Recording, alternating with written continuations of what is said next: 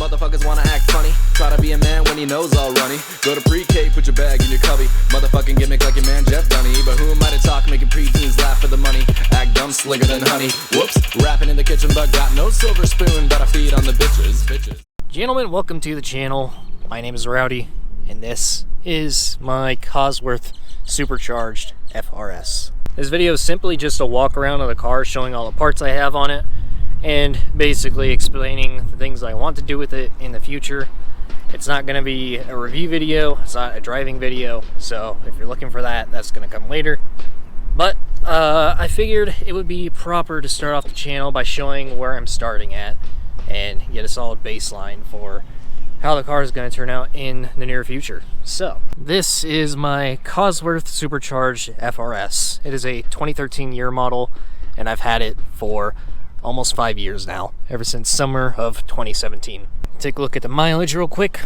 It has just over 105,000 miles on it. I don't remember the exact mileage it had whenever I bought it, but I'll look that up later and put it on the screen. And just to clarify, I did buy this with pretty much most of the parts that are currently on it.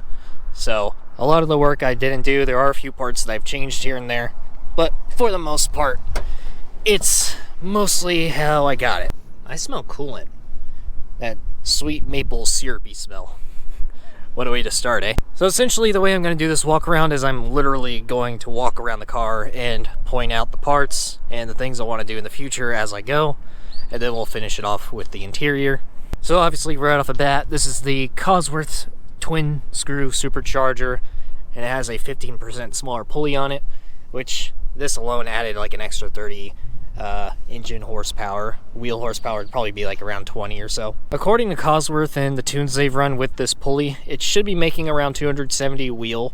I've never dynoed it before, and I'd like to, but I don't see the point in it until I go like flex fuel or something. It has various little accessory mods.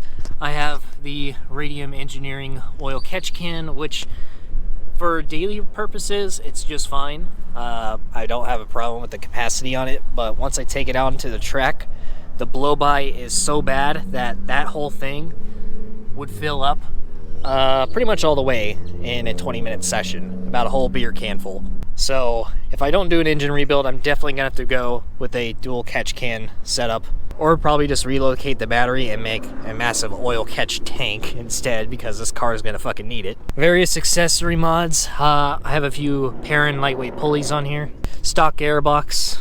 This fuse box cover is just painted, but you can see like it's starting to chip off on it a little bit, so might repaint that later or just replace it. If you're wondering what this little thing is, this is the reservoir for the intercooler coolant. So this is a water-cooled supercharger. The intercoolers are pretty much right in here. There's also an intercooler for the water itself. So pretty much the intercooler up here cools the water, which then cools these things. Kind of weird, but that's how they do them. And the only different thing I'm running up here is .4 Blake. And the only different thing I'm running up here is modal .4 Blake, yes. And pretty much the only different thing I'm running up here is modal .4 Blake fluid. That's the third time I fucking did that. Modal .4 brake fluid. It is getting pretty old, so I do have to flush it at some point. And actually I did forget one thing. I am running 5W30 modal engine oil. I'm going to be switching to HKS super oil on the next change. And that's about it. Pretty much just random visual TRD stuff. I don't know, kind of cool. Maybe not, I don't know. It has a Southbend Stage 2 daily clutch. I have a Nameless front pipe, I believe. And a Tomei overpipe, so that's what those stickers are for back there. As far as the headers go, I'm running the JDL unequal length headers. Really nice sound. Tomei overpipe, Nameless front pipe, like I said. It's catted and resonated. So yeah, random charger just pulled up. Cool dude. Gave him my channel. So as far as under the hood goes, that's pretty much it. My hood prop, the dang old dinghy for that came out, so this thing just flails around everywhere. As for the front end of the car, it is mangled to hell and back with rock chips everywhere. This paint has pretty much reached a point of no return. I don't know how well the GoPro is gonna pick it up, but this front end is just littered with paint chips. I tried to do paint correction on this a few months ago, and I pretty much botched it pretty bad. The sun's not at the right angle to really show it. But essentially, I tried to do a buff job. Well, you can kind of see it right there, probably. But essentially, I tried to buff this on my own without any prior experience. Thought it was going to be simple. Turned out it wasn't so simple, and at least it did it on the hood. It's easy to replace anyway, so fuck it. This has the Series 10 headlights on it, aka the GT86 headlights. These are my favorite looking headlights for the Toyo wherever they're turned off. I do think the BRZ has better daytime running lights as it like loops around this, the boomerang as they call it. These DRLs are just LED bulbs along this strip. Doesn't look as good as the BRZs, but overall with the headlights turned off, I think these are the best looking ones. I also have daytime running lights down here, a little light strip down here. I did redo the finish on these lights a few months ago as well, so they're a little hazy. I didn't put any protectant on it because I didn't think I did a good enough job to begin with, so I'm going to redo those at some point.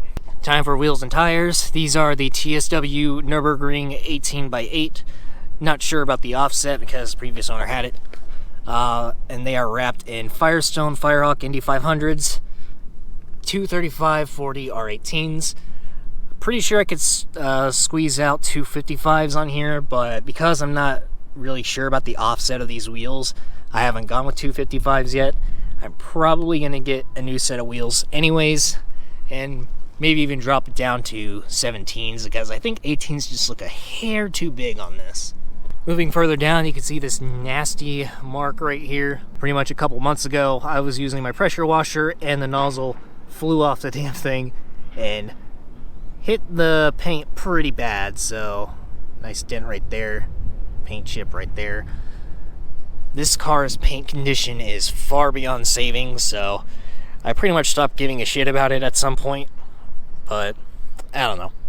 Who cares? It's going to be a race car at some point anyways. Nothing much down there. I did forget to go over something actually. Brakes. I have stainless steel brake lines all around. Front brake pads are the EBC yellow stuff. And it has some kind of brand of slotted front rotors. I don't remember the brand, but I'll put it on the screen as well as in the description. For the rear brakes, I am just running Hawk brake pads with stainless steel brake lines, like I said. As far as the suspension goes, it's mostly stock. The only thing that's done to it are TRD lowering springs, which gives it a 1 or 2 inch drop. I'm pretty sure just a 1 inch drop. Moving on towards the back, we have probably one of my favorite visual mods on this car so far. We have smoked Valentis on this. And this is by far my favorite part about it. That just looks perfect. I absolutely love the look of these taillights. I think it fits the car really well. I wasn't going for an all blacked out look. It kind of just happened. But I'm really stoked on the way these headlights look on this car. Here's the exhaust tips. Like I said, it's a Dezod. I think it's a 4-inch tips, not quite sure. Cosworth badge on the back to flex, and it's got OEM spoiler. It's kind of loose. Previous owner had a larger spoiler on this. I think he had the STI style one. Some people call it the TRD, but it looks exactly like an STI spoiler. I think that's what he had on this, but I'm not quite sure. Wrapping around this way, nothing much. Once upon a time, some technician at some place jacked the car up on the rocker panels, and that kind of ruined this pretty badly. I've had this whole huge gap in this panel ever since I got the car, so that's a little annoying. The pinch welds are kind of fucked if you can see them, because this thing's been on fucking jack stands so many times. People suck and rock chucks suck. I have paint chips all over the place, even down the side of the car, as well as door dings. Gotta love it. But yeah, I think for the outside of the car, that's about it. And I will also show the front with the DRLs on and the running lights. So now let's hop into the interior, where there is pretty much not much to show at all. So this interior is pretty much completely stock with a few small things done to it. This is the control for the daytime running lights, tiny little light strips that you saw up front. This little piece is missing. I don't think anything goes there anyways. pretty much mostly stock everything. This thing was I can't freaking hold this GoPro right with the mic in the way. This thing has been stuck in this head unit for about 4 years now. Yeah, pretty bad. I might change this out at some point anyways, but haven't gotten around to it yet. The only change to the interior for the most part is this reverse lockout gadget thing, whatever you want to call it. Previous owner put that in. I haven't really bothered to change it back to OEM. And I believe that is it as far as the interior goes. So if you guys want to hear an exhaust clip, that will be in a different video for now. I don't have the right mount for this mic that I have, and I don't really trust leaving it on the GoPro with the way it is, so I'll have to figure that out soon. Then I'll get exhaust clips in another video. Overall, the car sounds great. It's got this heinous exhaust rattle that I need to fix. Maybe I could get it to make the noise right now.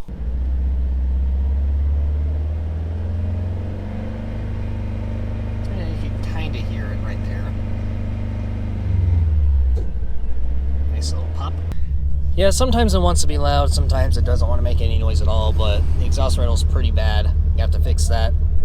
A few more things I have to fix. The window tint. They are botched. Very bad. I have procrastinated on this for a very long time, but now that I'm filming, it's content. So, we're going to fix the window tints, fix that exhaust rattle.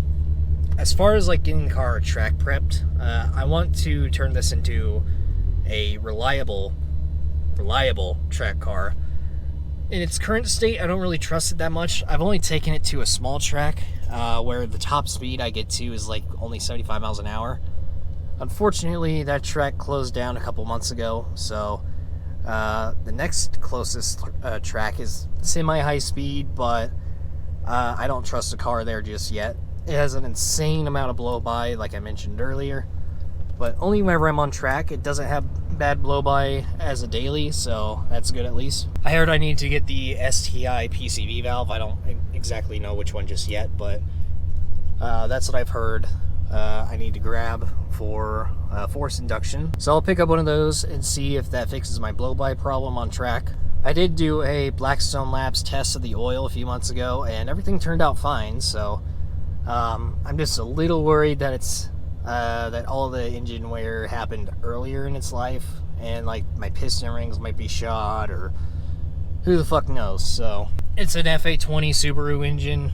There's no telling what's wrong with it, to be honest. Hopefully I don't have to do a rebuild, but if I have to do a rebuild, then I have to do a fucking rebuild. I don't think I'll have to build the engine that much. I don't want to push too much power out of this because I can only fit like 225s on this thing anyways, so it would be completely useless if I give it too much power. Then it can't put it down to the ground, and it'd be useless on track. So I think 350 would be probably the maximum I go in this. Maybe if I build the engine sometime along the way, then I could push more power out of it, but at that point, I might as well just buy another car if I want power. It needs aerodynamic parts. I want to get a front splitter, a rear diffuser, and I do need a new skid plate because mine ripped off a while back. So these seats don't really hold me that well on track. I do kind of slide around a little bit too much than I'd like to, so I'm probably going to change the driver's seat at some point, if it's going to become a track car, that is.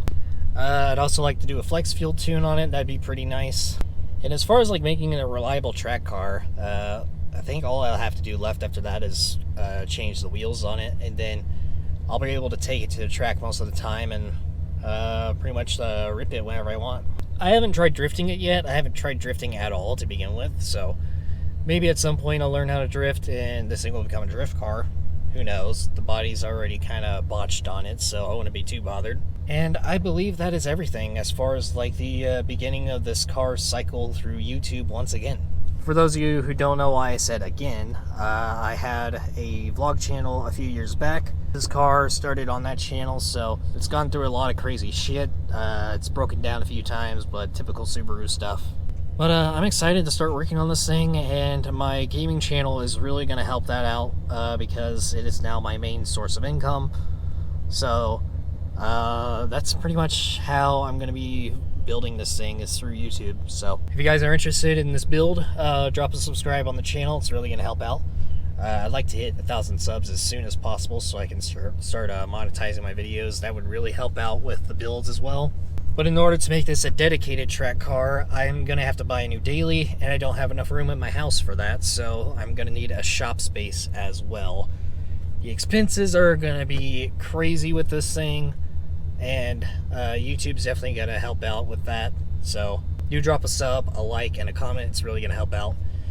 And hopefully this thing actually starts going places here in the next year or so, so that'd be dope.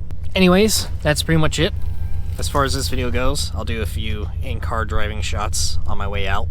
But yeah, I hope you guys enjoy everything that I have in store for the channel over the next few months.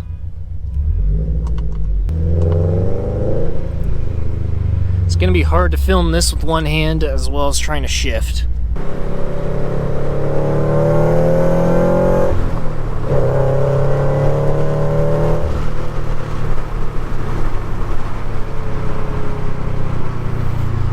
Maybe you can hear the supercharger, maybe you can't. It's a little quiet, but it works for me. We'll get one with the windows up as well in case that was too noisy.